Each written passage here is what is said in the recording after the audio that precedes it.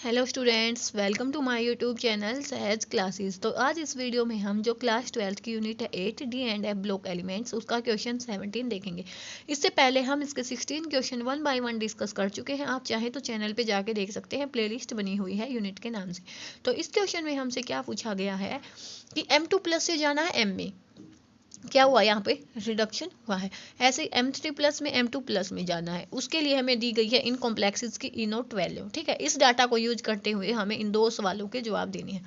The stability of Fe3+ in acid solution as compare to that of Cr3+ and Mn3+। हमें बतानी है Fe3+ की stability. कोई solution है उसमें Fe3+ भी है, Cr3+ भी है और Mn3+ भी है। हमें स्टेबिलिटी बतानी है किसकी, Fe3+ की। देखो एक ही लाइन है, उससे आपका ये क्वेश्चन कंप्लीट हो जाएगा। क्या, उस लाइन को लिखते हैं जिसकी जितनी नेगेटिव वैल्यू उसका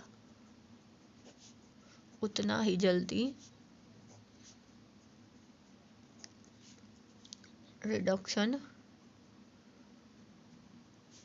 होगा और वो स्टेबल भी होगा। इस लाइन को याद है तो आप ये दोनों ही क्वेश्चन आपके सोल्व हो जाएंगे। क्या, जितनी नेगेटिव वैल्यू होगी ई नोट की उसका उतना ही जल्दी रिडक्शन होगा और वो स्टेबल भी होगा। तो जो फर्स्ट क्वेश्चन है उसमें हमें बताना है the stability of Fe3+ in acid solution as compare to Cr3+ and Mn3+। तो पहले हम इनकी वैल्यूज लिखते हैं।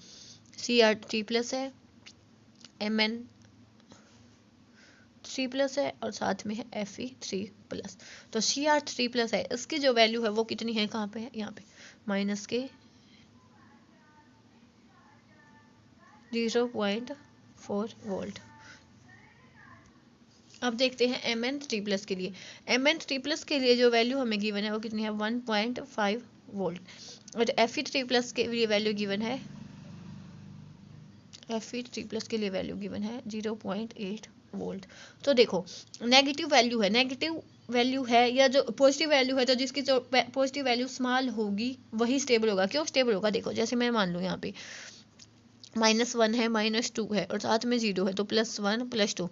तो नेगेटिव की साइड जाना है, तो जिसकी स्मॉल पॉजिटिव वैल्यू होगी वो नेगेटिव के साथ इजीली जाएगा। क्यों, एक तो +1 से हमें -1 तक जाना है, एक +2 से पहले +1 आना पड़ेगा, उसके बाद -1 तक जाएंगे।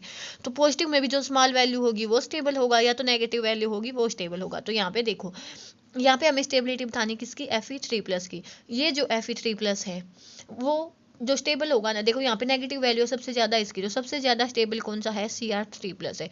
इन दोनों में से देखें तो लेस पॉजिटिव वैल्यू इसकी है, ज़्यादा पॉजिटिव वैल्यू इसकी है। यहाँ से हम देख सकते हैं कि जो लेस पॉजिटिव वैल्यू होगी ना वो नेगेटिव के ज़्यादा नज़दीक होगी, तो जो स्टेबिलिटी होगी वो भी लेस पॉजिटिव वैल्यू की ज़्यादा होगी। तो यहाँ से क्या आएगा, Fe3+। और बाद में Mn3+। क्यों, क्योंकि इसकी जो पॉजिटिव वैल्यू है वो बहुत ज़्यादा है। ये तो अपनी इतनी बात थी। ठीक है, हमें बतानी है Fe3+ की स्टेबिलिटी। तो यहाँ से हम क्या लिखेंगे कि जो Fe3+ है is more stable then Mn3+ and less stable then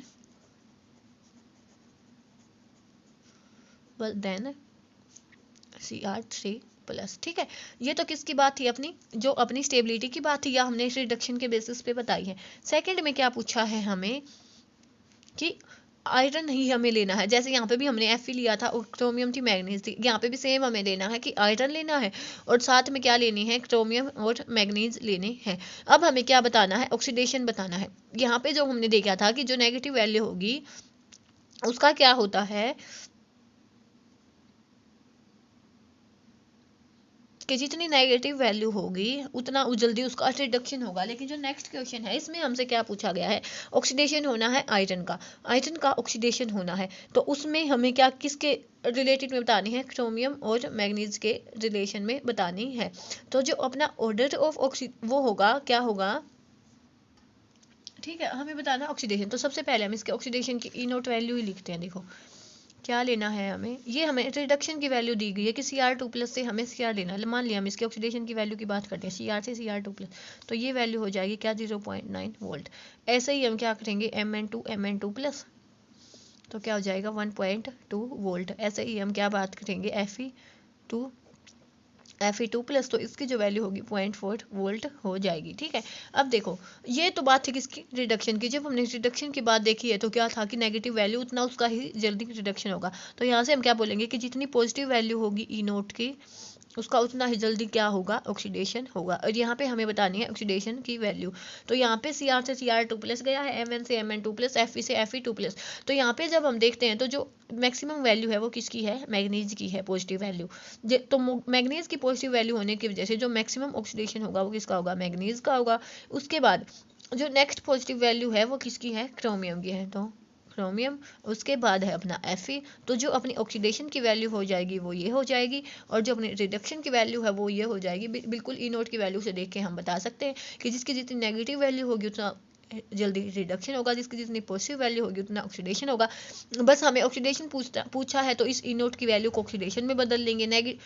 reduction से ऑक्सीडेशन बनाना हो या ऑक्सीडेशन से रिडक्शन, तो बस साइन चेंज हो जाता है। तो यहाँ पे जो अपना ये क्वेश्चन है वो कंप्लीट होता है। नेक्स्ट वीडियो में मिलेंगे हम नेक्स्ट क्वेश्चन के साथ, तब तक के लिए धन्यवाद। Thanks for watching my video.